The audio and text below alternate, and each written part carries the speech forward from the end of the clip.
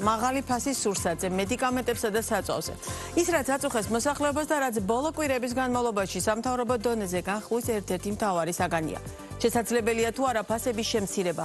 ამ კითხვაზე პრემიერის თავმჯდომარეობით გამართული შეხვედრიდან გამოსული ყველა სექტორის წარმომადგენელი ამბობს, რომ ფასის შემცირება შესაძლებელია. ასეთ შემთხვევაში ბუნებრივად ჩდება კითხვა, თუ ეს შესაძლებელია, მაშინ რატომ გვაქვს სახეზე ევროპულ ფასებთან შედარებით მნიშვნელოვნად მაღალი ფასი? რის ხარჯზე შეიძლება შემცირდეს ის? მუშაობენ თუ არა კომპანიები ერთმანეთთან შეთანხმებულად, ან სახეზე გვაქვს თუ არა კარტელური გარიგებები? რით არის განპირობებული იგივე სურსათზე 86%-იანი ფასნამატი? ეს არის თემები, რომელზეც ვსჯელობთ დღეს და თემის აქტუალობის გათვალისწინებით გავაგრძელებთ სხვა გადაცემებშიც. გადაცემა კი დავიწყოთ მედიკამენტების საკითხით, ერთ-ერთი ბოლო შეხვედრა სწორედ ამ სექტორის წარმომადგენლებთან შედგა. ირაკლი მარგველაშვილი, საერთაშორისო ფარმაცევტული კომპანიების წარმომადგენელთა ასოციაციის ხელმძღვანელი გვერდება ბიზნეს პარტნიორის პირდაპირ ეთერში. მოგესალმებით, მადლობა გადაცემაში სტუმრობისთვის. თავდაპირველად დავიწყოთ თვითონ შეხვედრით. ამ შეხვედრის შემდგომ თქვენ მათ შორის რადიოს ეთერშიც მითხარით, რომ საკმაოდ კარგი საუბარი შედგა პრემიერთან და იმ გუნდთან, რომელიც აი ამ საკოორდინაციო ჯგუფს წარმოადგენს. ამიტომ თავდაპირველად შეხვედრის შესახებ მინდა კითხოთ, როგორია მთლიანობაში შთაბეჭდილება და მე ვისაუბროთ რეალურად იმაზე, რა არის მთავარი ფაქტორი იმისა, რომ დღეს საქართველოში მედიკამენტები მიუხედავად რეფერენტული ფასებისა არის მაინც იმაზე მაღალი, ვიდრე ეს პირობითად არის თუნდაც ევროპულ ქვეყნებში, როგორც ამ სამთავრობო შეხვედრების შემდგომ არაერთხელ ითქვა. საღამოს მშვიდობისა, მოგესალმებით ყველას, დიდი მადლობა მოწვევისთვის. დიახ, მე როდესაც შეხვედრა შედგა, ჩემი კომენტარი და ახლაც იგივე რჩება კომენტარი, შეხვედრა იყო კარგი, რა შეიძლება კარგი შეხვედრა. ხო, შეხვედრა კარგი იყო ჩემთვის პირადად იმითი, რომ ყველა დამსწრემდა ესწრებოდა ფარმაცევტული პროდუქციის მიმოქცევის გოლის ყველა წარმომადგენელი, დაწყებული ადგილობრივი წარმოებლიდან საერთაშორისო, ანუ ჩვენ საერთაშორისო წარმოებლები, დისტრიბიუტორები, იმპორტიორები. ყველა ესწრებოდა და გამოითქვა ძალიან ბევრი მნიშვნელოვანი მოსაზრება. ანუ ეს არ იყო შეხვედრა, ეს იყო დიალოგი, ძალიან საინტერესო, დაფიქსირდა ის მოსაზრებები და გარკვეული კომენტარები იყო, ზოგადად კრიტიკული კომენტარებიც იყო და ისწორედ ამან დაიმსახურა მოწონება. იყო ღია საუბარი, ეს ძალიან მნიშვნელოვანია, ხო? ეხლა დაუბრუნდეთ კითხვას, როდესაც ჩვენ საუბრობთ მედიკამენტების ფასთან დაკავშირებით, ხო, აქ ჩვენ ვისაუბრეთ, ალბათ გამოვიყენოთ ალბათ ტერმინი არა უფრო უპრიანი იქნება გამოვიყენოთ ტერმინი არის თუ არა სამართლიანი ფასი, ძვირი, იაპი შედარება ყოველთვის რთულია, ვინაიდან თქვენ თუ შევადარებთ გარკვეულ ფასს, მაგალითად მე თუნდაც ევროპულ ქვეყანაში, მაგალითად რომელიმე ევროპულ ქვეყანაში ნაწარმოება მედიკამენტი, რომელიც იმავე ქვეყანაში იწარმოება, ან იქ მეზობელ ქვეყანაში იწარმოება, მიწოდების სხვა ჯაჭვი აქვს და მედიკამენტის ფასი შედგება რისგან? ეს არის წარმოების, ანუ ფასი, რომელსაც წარმოებელი ადევს, შემდეგ ერთვება ლოგისტიკური გოლი და სხვა მიწოდების გოლები. ანუ ტრანსპორტირება და ბევრი სხვა კომპონენტი. ამიტომ ზოგჯერ უშუალოდ ერთ-ერთი შედარება ფასის რელევანტური კლად არ გამოდის, ხო? აქედან გამომდინარე, როცა ჩვენ საუბრობთ თვითონ ფასწარმოქმნის თემატიკაზე, საქართველოში ფასწარმოქმნის მექანიზმი, რომელიც 2022 წლიდან დაინერგა, ეფუძნება ზუსტად ამ პრინციპს, შევადაროთ ჩვენ ფასები, აი კონკრეტულ დასახელებაზე შევადაროთ ფასებს, რომელიც არის ევროპის, ჩვენ რეფერენტულად გვაქვს 4 ქვეყანა. შევარჩიეთ 4 ქვეყანა, ვინაიდან ეს 4 ქვეყანა ალბათ უფრო ახლოს არის ჩვენთან ეკონომიკურად. ეს იყო თავის დროზე ამ გადაწყვეტილების დიახ, ბულგარეთი, ლატვია. ეს იყო ზუსტად შედარების პრინციპი და აი ამ 4 ქვეყნიდან ვიღებთ ყველაზე დაბალს. ანუ გამომდინარე რეფერენტული ფასი დღეს ვრცელდება 7023 მედიკამენტზე. სულ დაახლოებით 11500 მედიკამენტია აქტიურად. ეს არის რაც ყველაზე აქტიურად მოხმარებადია, თორემ რეგისტრირებული ბევრად მეტია მედიკამენტი, ხო? 11 აქტიურ მიმოქცევაში დღესდღეობით აქტიური რეგისტრაციის პროცესი აქტიურ მიმოქცევაში არის 11500 ცოტა მეტი მედიკამენტი. მედიკამენტების სია სულ ახლდება გარკვეული მედიკამენტები, რომ კიდე ემატება ხარისხობრივი მოთხოვნები გაცილდება საქართველოში, რასაც ასევე მივესალმებით. ანუ ესე იგი თუ ჩვენ 11500 მედიკამენტიდან 7023-ზე გვაქვს ფას რეგულაცია და მოდით აქვე გავმარტოთ რა არის რეფერენტული ფასი. რეფერენტული ფასი არის მაქსიმალური ფასი, რომელიც ნებისმიერ საქართველოს ტერიტორიაზე არსებულ აპტეკში ამაზე მეტად ეს კონკრეტული დასახელება ვერ გაიყიდება. ანუ შეიძლება ამაზე ნაკლებად გაიყიდოს, თუ ეს თქვა აპტეკმა გადაწყვიტა, მაგრამ ამაზე მეტად ვერ გაყიდეს. აქედან გამომდინარე რეფერენტული ფასების სისტემის განვითარება, ანუ გავცობა დანარჩენ ჯგუფზე ეტაპობრივად, აუცილებლად ეტაპობრივად თქვენს გადაცემაში არაერთხელ გვისაუბრია არსებულ რისკებზე, ხო, რომელიც ამ გაფართოებას ახლავს. აი ამ რისკების არიდებით არსებული გამოცდილების გათვალისწინებით ჩვენ უნდა გავაფართოვოთ რეფერენტული ფასების მოცვა და უფრო მეტი მედიკამენტი გავართიეთ შემდეგ მედიკამენტი. მივყვეთ თანმიმდევრულად აი ამ ყველა დეტალს, რომელიც თქვენ ახლა ახსენეთ. თქვენ ამბობთ სამართლიანი ფასი. ბუნებრივია სამართლიანი ფასი თქვენთვის, ამ შემთხვევაში კომპანიებისთვის და კერძო სექტორისთვის, მათ შორის საერთაშორისო მწარმოებლები იქნებიან თუ ადგილობრივი ფარმაცევტული ქსელების წარმომადგენლების სამართლიანი ფასი თქვენთვის სხვა და ჩვენთვის მოქალაქეებისთვის, ვინც თქვენც მოქალაქეები ხართ, ბუნებრივია, მაგრამ ვინც რეალურად ამ პროდუქციის მომხმარებლები ვართ ძირითადში, ამ შემთხვევაში, ამიტომ ლაპარაკობ ჩვენ და თქვენ ასეთი მიდგომით, რეალურად ეს ფასი არის მაღალი. პირდაპირ მნიშვნელობით მაღალი.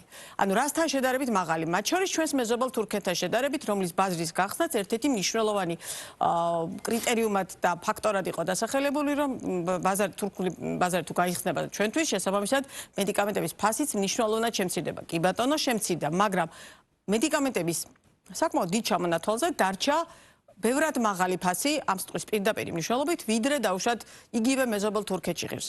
რა არის მაშინ ეს მთავარი განმაპირობებელი? ანუ რეფერენტულმა ფასმა ვერ იმუშავა, ანუ ის ზედაზღვარი, რომელიც დღეს არის განსაზღვრული, ისიც არ მუშაობს იმ გაგებით, რომ ისიც მაინც მაღალია და კიდევ უფრო მეტად, ანუ ამ კონტექსტის გადახედვაც არის საჭირო და თავის დროზე, როდესაც არგუმენტად დასახელდა თუ რატომ არ იყო შემოღებული ყველა დასახელების მედიკამენტზე რეფერენტული ფასი, მაშინ ითქვა, რომ აი კერძო სექტორი არ დავაზარალო, თუმცა მაჩვენებლებს უყურებთ და კერძო სექტორს შემოსავლები არ შემცირებია პირიქით. საკმაოდ კარგი შემოსავლები აქვს, მათ შორის საერთაშორისო კომპანიებს, რომლებსაც საქართველოში ესათვის პროდუქცია, ესათვის მედიკამენტი შემოაქვთ. ანუ მთავარი პრობლემა რაშია? აი ეს მაღალი ფასი რით არის განპირობებული და როდესაც ამბობთ, რომ დიახ, ფასის შემცირება შესაძლებელია. თქვენს და სხვა თქვენმა კოლეგებმაც, როდესაც ამ შეხვედრიდან გამოვიდნენ, თქვენს, რომ დიახ, ფასის შემცირება შესაძლებელია, უბრალოდ ამაზე უნდა ვიმუშაოთ. მაშინ რა იგულისხმება ფასის შემცირებაში? ანუ რაზე უნდა ვიმუშაოთ? ძალიან მნიშვნელოვანი საკითხი წამოჭერით, ეს არის შედარება, ძალიან ხშირად ხვდებით შედარებას თურქეთთან, იმიტომ რომ რეალურად თურქეთში ფასები განსხვავდება, თურქეთი ჩვენ მეზობელი ქვეყანაა. მოდით მაშინ ავხსნათ რატო. მეტი გადმოაქვთ საქართველოს მოქალაქეებს თურქეთიდან. რატო? ავხსნათ რატო და როგორი მოქმედა თუნდაც თქვა თურქეთის გამარტივებული წესი შემოტანა თურქეთიდან ჩვენ მედიკამენტის ფასებზე. თურქეთში არის 70 მილიონზე მეტი მოსახლეობა, თურქეთი არის ევროპის ქვეყნებში ყველაზე მოცვადი, ანუ ჯანდაცვის სისტემა თურქეთის, სახელმწიფო დაზღვევის სისტემა ჯანდაცვის არის ყველაზე უფრო ერთ-ერთი საუკეთესოდ აღიარებული. რას ნიშნავს, რომ თითოეული თურქეთის მოქალაქე არის უზრუნველყოფილი მათ შორის მედიკამენტებით. ამ შემთხვევაში თურქეთის მოსახლეობა, რომელიც ძალიან დიდია, ძალიან დიდი მოცულობა ბაზრის და მათ შორის უდიდესი წილი აქვს სახელმწიფო შესყიდვებს, სახელმწიფო შედის მოლაპარაკებაში მწარმოებელთან და მას უსვავს პირობას. მე აი ამ ხელა მოცულობაზე დაფუძნებული ერთი ამ ხელა მოცულობას შევისყიდი რეგულარულად და გარანტირებულად და თქვენ უნდა მომცეთ ეს ტიპასი. მეორე, გახსენით ქარხნები ჩემს ტერიტორიაზე და სხვა შორის ბერმა საერთაშორისო კომპანიამ გახსნა ქარხანა თურქეთში. ადგილობრივი წარმოება. არა მარტო საერთაშორისო კომპანიების, ეს ერთი, არამედ თვითონ თურქული ფარმაცევტული ინდუსტრია ძალიან განვითარებული. ანუ, ესე იგი, პირველი კომპონენტია ის, რომ ძალიან დიდი მოცულობის შესყიდვებია სახელმწიფოსგან გარანტირებული და ამ შემთხვევაში კომპანიები ოღონდ აქ არის ესეთი პირობა, როდესაც ჩვენ ვლაპარაკობთ თურქეთზე, თურქეთის მთავრობას მოლაპარაკება აქვს თურქეთის ბაზრის, ანუ თურქეთის მოსახლეობისთვის გარკვეული შეზღუდვებით.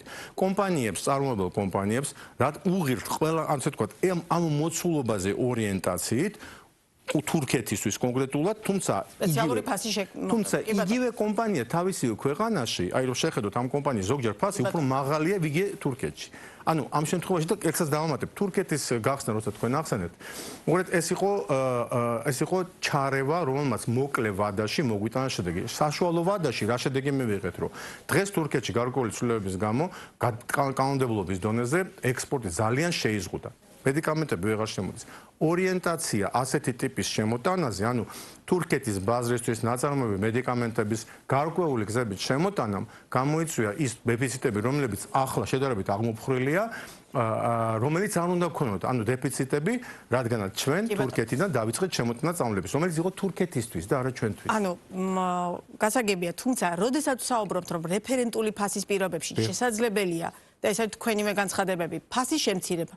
მაშინ მე ერთი რიგითი მოქალაქე, რომელიც ამ მედიკამენტებს ხშირად ვყიდულობ, კითხულობ, რის ხარჯზე ავამცირებთ?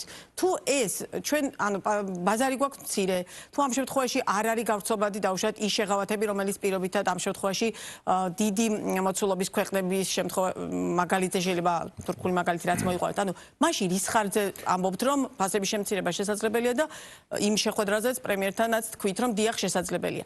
მაშინ ეს რა ფაქტორებით არის განპირობებული? ანუ რა მოლოდინი რა უნდა გქონდეს?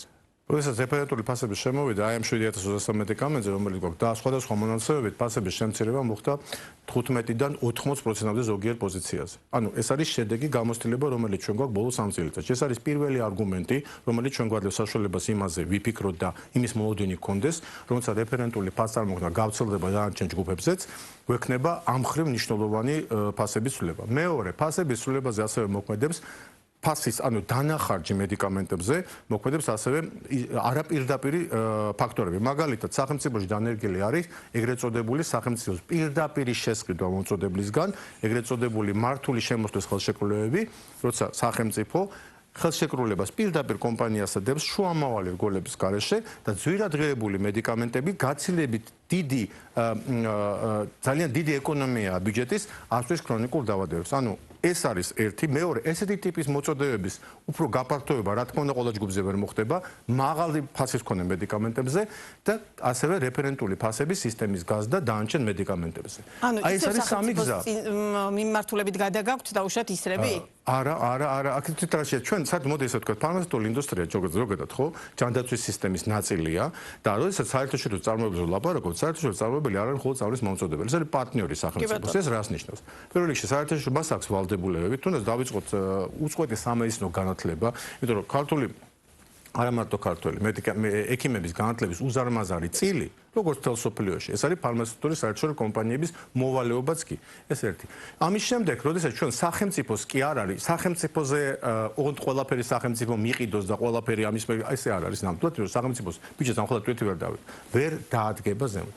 მაგრამ სახელმწიფო პროგრამების განვითარება იძლევა იმის საშუალებას, რომ მედიკამენტების ფასები იწევა დაბლა და დაბლა. ანუ რაც მეტი მოცულობით პროგრამა შედის, სახელმწიფოს დანახარჯი ამ შემთხვევაში მოცულობით მედიკამენტებზე ფას წევს, ანუ გარანტირებული სახელმწიფოსთან მოლაპარაკება იძლევა საშუალებას, რომ საერთო ფასი დაიჭეროს არა მარტო პროგრამისთვის, არამედ იმ აფთიაქში ანალოგიურ მედიკამენტზე.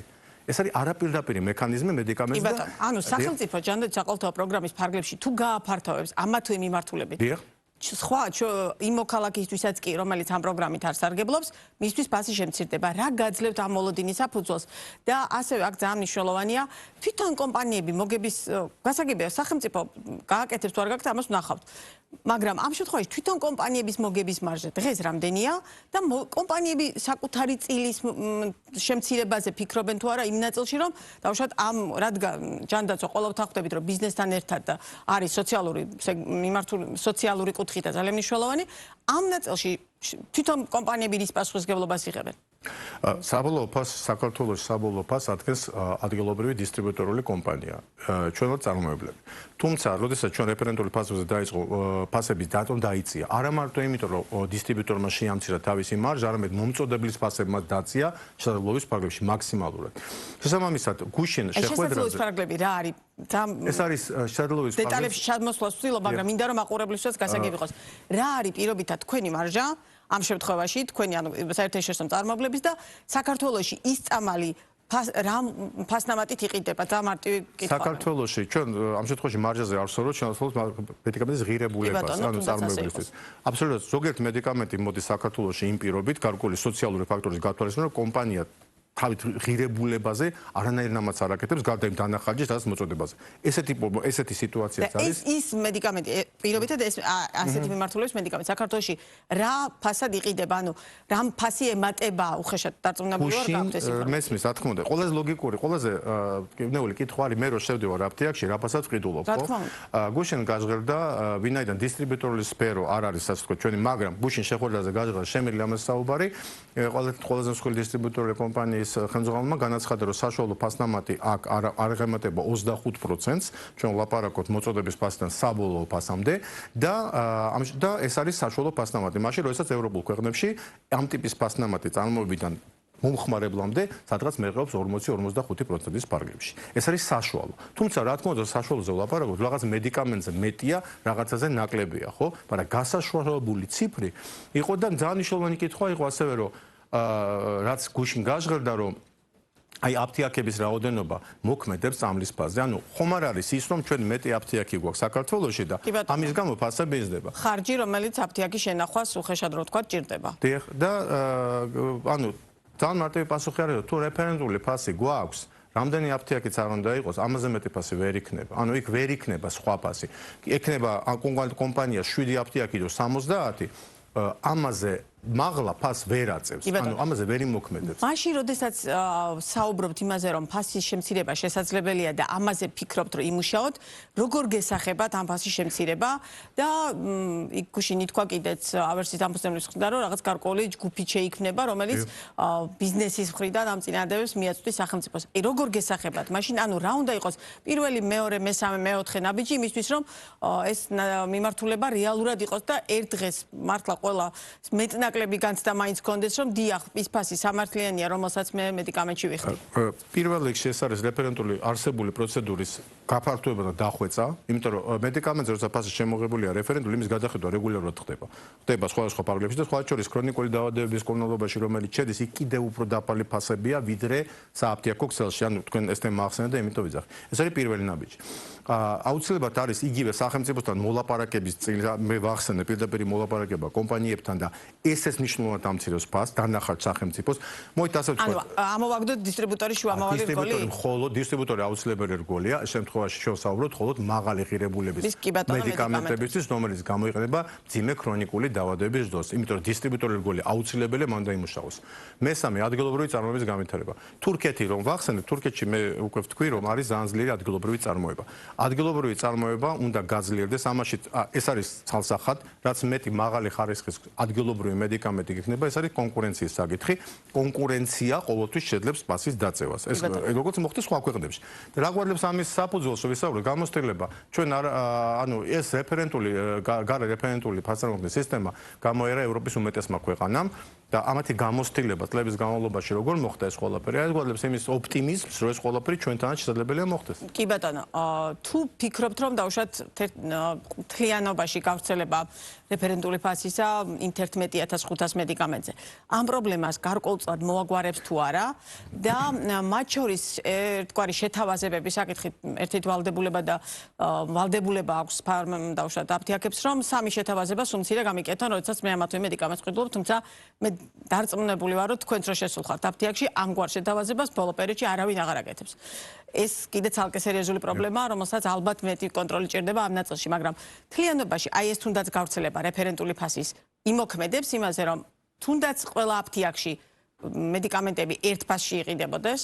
ერთ ფასში არ გაიყიდება, საბედნიერო ზოგან გაიყიდება ნაკლებად, მაქსიმალურ ფასზე მეტად. რა თქმა უნდა, იმოქმედებს და ხშირად ვახსენებ ხოლმე ფრაზას, რომ სიფრთხილით გაცვლოს, პირველ რიგში უნდა გაცვლოს იმ მედიკამენტებზე, რომელიც რეცეპტურულ მედიკამენტებზე აუცილებლად, იმიტომ რომ ეს არის განსაკუთრებული სიფრთხილით მოხმარებული მედიკამენტი და ერთი კომპონენტი კიდე გამოვჩვენთ ჩვენ, რომელიც მნიშვნელოვანია ძალიან, რომ მედიკამენტის დანახარჯში ასევე შედის არასწორად გამოყენებული მედიკამენტი და არასწორად დანიშნული პოლიპლაგმაზიის. ხო, შევდივართ ექიმების ეს არის რა თქმა უნდა, ეს არის ჩვენ საუბრობთ ჯანდაცვაზე. ექიმი გიწერს არა მიზნობრივ, არა იმაზე მეტ წამალს, თუ მოქალაქეები მოიხმარენ იმაზე მეტ წამალს. პირველი არის თვითმკურნალობა, რაც დიდი პრობლემაა. ეს არის კომპლექსური პრობლემა. ანუ თავარი ის არის, რომ ადამიანი იძახის, რომ მე წელ ამ თვეში დავხარჯე ამდენი თანხა მედიკამენტში. ხო, აი ეს არის მისი სოციალური თვითმკურნალობა და არა მარტო კონკრეტული მედიკამენტის ფასი. ეხლა ამ შემთხვევაში თუ მე მედიკამენტი რომელიღაცა შევიძინე, მაგრამ ის არ მადლევს იმ შედეგს, ანუ არასწორად ან დამინიშნა ექიმმა, არ გამორიცხოთ ეგეც. ანუ არასწორად გამოყენებული მედიკამენტები მთელ სოფლიოში აღიარებული არის, რომ სამედიკამენტების ხარჯის დაახლოებით 30%-ია.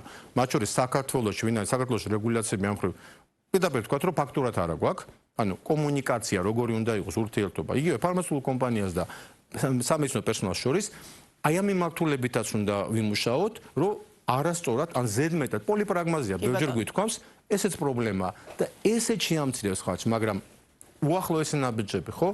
ეს არის რეფერენტული სისტემის გაფართოება ძალიან ჭკვიანურად და თანამიმდევრულად. და ჩვენი საუბრის ბოლოს, ამ პრობლემაში რა წილი უკავია ერთგვარ შეთანხმებებს თავად კომპანიებს შორის.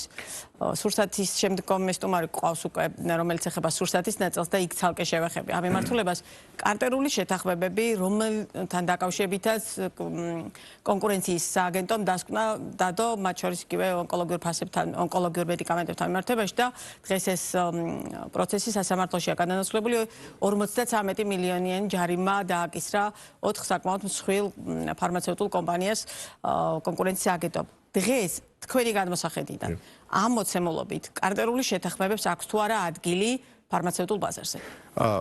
ეს პროცესები როგორც მე სასამართლოში, ანუ საბოლოო გადაწყვეტილი არის. ნახავთ როგორ იქნება. შესაბამისად, მე მგონია რომ საქართველოს ბაზარი არის ძალიან კონკურენტული. და ჩემი მოსაზრება არის, რომ საქართველოს ძირითადი მოთამაშეები ერთმანეთში არაფერზე არ თანხმდებიან. ვერ შეთანხმდებიან, იმიტომ რომ ეს არის უდიდესი კონკურენცია და ამ ჩემი გამოცდილება, რომელიც 25 წელიწადი აქ მოღვაწეობ ამ სფეროში, კარტელური შეთანხმება ზოგადად საქართველოში, როგორც ასე, მე ამას ვერ ხედავ. ცალკეულ შემთხვევებში მე არავითარ შემთხვევაში არ შევალ კომპეტენციაში კონკრეტ სააგენტოსი, ძალიან კომპეტენტურია. რაღაც შემთხვევაში დადგენილი იყო დარღვევები და აბსოლუტურად ალბათ ასეა, სასამართლო გაჩვენეს, მაგრამ მასობრივად თქვენი კითხვა იყო, რომ რამდენად მოქმედებს ამაზე. გეტყვით, რომ ძალიან ფაქტობრივად მე ვერ ხედავ ამის ზემოქმედებას. პირიქით, ერთმანეთს ეჯიბრებიან, როგორ შედარებით ნაკლებ ფასად დაციონ. აი ეს არის საინტერესო კონკურენცია და საქართველოს ბაზარი მე მგონია, რომ ძალიან მაღალ კონკურენტულია. მაღალ კონკურენტულია საქართველოს ბაზარი არსებული რეალობაა. თქვენი მოსაზრებები როდესაც უნდა მიაწოდოთ სამთავრობო სამუშაო ჯგუფს? ჩვენ მოსაზრებები, ჩვენ ზათვალთ, აი იქ გაზრდა რომ ალბათ სამუშაო კომისია შეიქმნება, აი ამ საბჭო იქნება მის პარგლებში. ჩვენი მოსაზრებები ჩვენ რეგულარულად ზადავს სამეშოს უზიარებთ, მაგრამ საბჭოს პარგლებში ზათვალთ ნებისმიერ დროს ვიმუშაოთ და მიაწოდოთ ჩვენი მოსაზრებები კონკრეტულად. ძალიან დიდი მადლობა საინტერესოებისთვის, წარმატებებს გისურვებთ და ვნახოთ როგორ იქნება საბოლოო გადაწყვეტილებები. ირაკლი მარგველაშვილი იყო ბიზნეს პარტნიორის პირდაპირ ეთერის სტუმარი.